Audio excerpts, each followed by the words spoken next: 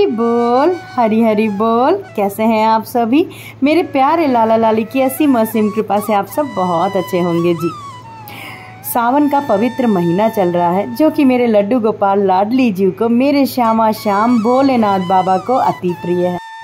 आज आप लोगों के साथ शेयर करूंगी कि कामिका एकादशी की पूजन अर्चन आपको कैसे करनी है मेरे प्यारे लड्डू गोपाल की। कामिका एकादशी सावन माह के कृष्ण पक्ष की एकादशी है और ये एकादशी मेरे प्रभु को, मेरे नारायण को बहुत प्रिय है, क्योंकि उनके परम प्रिय मित्र भोलेनाथ बाबा का पावन महीना सावन के महीने की ये एकादशी है। एकादशी में पूजन की बात करें तो इसमें यदि आप भोलेनाथ बाबा की पूजन अर्चन मेरे नारायण के साथ में करते हो तो मेरे नारायण और भोलेनाथ बाबा बहुत प्रसन्न होते हैं। तो आज के इस वीडियो में मैं आपके साथ में शेयर करूंगी कि लड्डू गोपाल की पूजन अर्चन आपको भोलेनाथ बाबा के साथ में किस प्रकार से करनी है। तो चलिए व्लॉग को शुरू कर लेते हैं।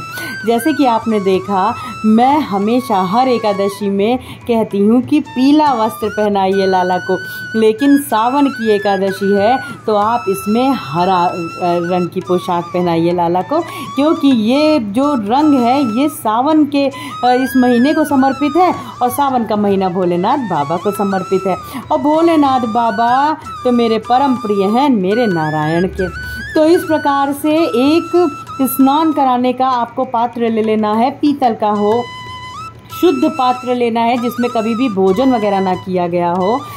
पुष्प का मैंने आसन दे करके मेरे प्यारे लड्डू गोपाल को मैंने विराजमान कर दिया है, मेरे लाला को, माधव और बिहारी लाला को, और मेरे भोलेनाथ बाबा को भी मैंने विराजमान कर दिया। अब मैं यहाँ पे अगर स्नान की बात कराऊं तो आप यहाँ पे पंचामृत से भी स्नान करा सकते हो, कच्चे दूध से भी स्नान करा सकते हो, शुद्ध जल से भी स्नान करा सकते हो, शुद्ध जल गंगा जल के साथ में भी स्नान करा सकते हो, यमुना मैया के जल से भी स्नान करा सकते हो।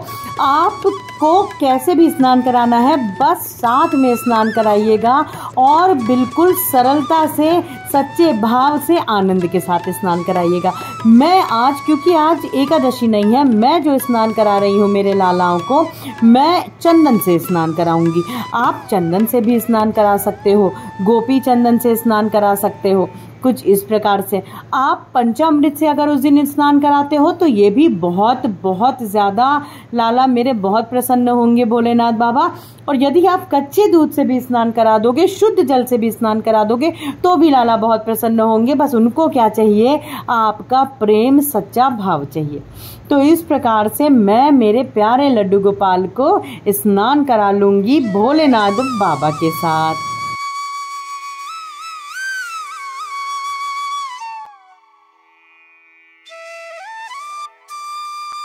यूँ तो साल में 24 एकादशी पड़ती है, लेकिन अधिक माह में 26 एकादशियाँ पड़ती हैं। एकादशी मेरे लड्डू गोपाल को, मेरे नारायण को बहुत प्रिय है, बहुत ज़्यादा। लेकिन सावन माह की कामिका एकादशी, कामिका के नाम से ही आपको आप समझ सकते हो कि कामनाओं की पूर्ति की एकादशी को कामिका एकादशी कहा जाता है। देखिए, वैसे तो सारी ही एकादशियाँ मेरे लाला को बहुत प्रिय होती हैं, लेकिन सावन माह की कामिका एकादशी तो मेरे लड्डू गोपाल को, लाला को बहुत प्रिय है। तो इस प्रकार से मैं चंदन से सभी लोगों का अच्छे से देखिए स्नान करा लूँगी। और इस समय मैं अगर आपको अपनी जो ओरिजिनल वीडियो है उसकी ऑडियो सुनाऊँ ना, तो इस समय मैं इतना आनंद में थी, इतने भजन मैं गा रही थी कि मैं आपको क्या बताऊं। आप भी जब भी स्नान करवाइए लड्डू गोपाल को तो हमेशा भजन गाइए, उनका मंत्र गाइए, श्री कृष्ण गोविंद हरे मुरारी, हे नाथ नारायण वासुदेवा। आप भोलेनाथ बाबा का भी आप मंत्र जो है ओम नमः शिवाय का ही जप करें, लेकिन ओम नमः शिवाय श्री कृष्ण गोविंद हरे मुरारी का आप जो जप है करते हुए इस प्रकार से लालाओं को स्नान कराएं। यहाँ भोलेनाथ बाबा का स्नान हो चुका है, बिहारी लाला, माधव को अब मैं अच्छे से सभी का अंग पोषण कर दूंगी और इनको पहना दूंगी वस्त्र।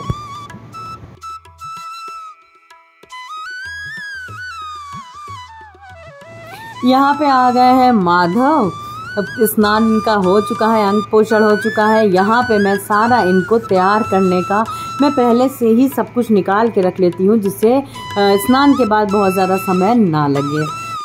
और देखिए यहाँ पे मेरे माधव को मैं आज हरे कलर की पोशाक पहना रही हूँ। आप इस दिन चाहें तो लड्डू गोपाल को जो बागम्बरी की जो पोशाक बनती है आप वैसी भी पोशाक पहना सकते हो, क्योंकि मेरे लाला बहुत प्रसन्न होते हैं। भोलेनाथ बाबा का भजन, उनका नाम यदि आप लाला के समक्ष लेते हो तो लड्डू गोपाल मेरे बहुत ही ज़्यादा प्रसन्न होते हैं। यहाँ मेरे माधव ने पहले से ही वैजयंती माला और तुलसी माला धारण किया हुआ है और वो हटाएंगे भी नहीं, मुझे पता है। तो मैं बहुत ही सरल और बहुत ही जल्दी से मेरे माधव का श्रृंगार कर दूंगी।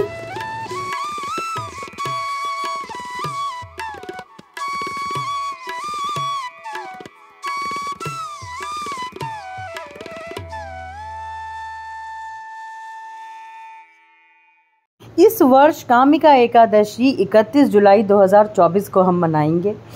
कृष्ण पक्ष की एकादशी तिथि की शुरुआत जो हो रही है वो 30 जुलाई को शाम 4:44 पर होगी। इसका समापन 31 जुलाई को दोपहर 3:55 पर होगा। आपको जो पारण करना होगा वो आपको 1 तारीख को करना होगा।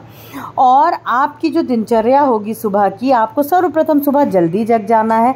सुबह जल्दी जग जाइए, घर को स्वच्छ कर लीजिए, फिर खुद नहा धो लीजिए।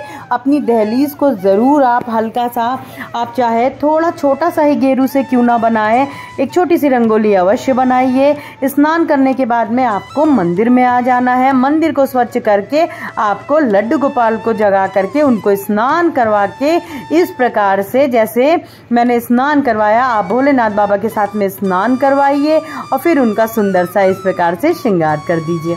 और देखिए बातों ही बातों में मेरे प्यारे माधव का श्रृंगार हो चुका है और माधव अपने सिंहासन पे विराजमान हो चुके हैं।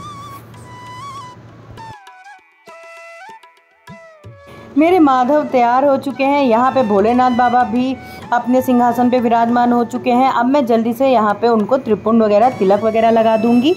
आप बेलपत्र, शमी का पत्ता, आप जैसे पूजन अर्चन करते हो रोज की जो जो चीज़ें अर्पण करते हो आप वैसे कर सकते हो। अब यहाँ पे भोलेनाथ बाबा का मैं श्रृंगार कर दूंगी और विराजमान कर दूंगी मेरे प्यारे माधव के साथ। यहाँ पे सभी का मैंने टीका चंदन से कर दिया है। सभी को तिलक अवश्य लगाइए। उसके फिर आपको पुष्प और जो भी आप चीज़ें अर्पण करते हो रोज़ आप वो अर्पण कर सकते हो। यहाँ पे भोलेनाथ बाबा को मैंने शमी की जो पत्तियाँ हैं वो चढ़ा दिया है और मैं मेरे माधव को चढ़ा दूंगी इस तरीके से गुड़हल का फूल उनकी ही बालकनी का। पूजन आपकी पूर्ण हुई। अब आपको आरती कर देना है। देखिए बहुत ही सच्चे भाव से पूजन करिए, सरलता से पूजन करिए। ये मैंने मेरे प्यारे लड्डू गोपाल की पूजन अर्चन आपको बताया है। आरती कर देने के बाद में आपको सर्वप्रथम लगा देना है लाला का भोग। यदि उपवास है आपका तो आप उपवास का भोग लगाएं, और यदि उपवास नहीं है आपका या घर में किसी का ऐसा कोई है जिसका उपवास नहीं है तो आप उस दिन लड्डू गोपाल को जो फलाहार है, जो आप भोग जो स्वयं आप भोग खा सके, प्रसादी खा सके, आप वो भोग लगाइए। तो आज मैं सिवई का और किशमिश का जो मेवे हैं उनका भोग लगा रही हूँ मेरे प्यारे लड्डू गोपाल को। तो यहाँ पे मेरी पूजन पूर्ण हो गई है। लाला की सुबह की जो सेवा है, स्नान है, श्रृंगार है, पूजन है, भोग है, जो कि बाल भोग है वो लग चुका है। आशा करती हूँ आप लोगों को भी आइडिया ज़रूर मिला होगा। कोई भी प्रश्न है तो कमेंट सेक्शन में पूछ सकते हो, कोई भी सुझाव है तो ज़रूर दीजिएगा। मिलते हैं अपने दूसरे ब्लॉग में बहुत जल्दी। आज के लिए बस इतना ही। हरि बोल।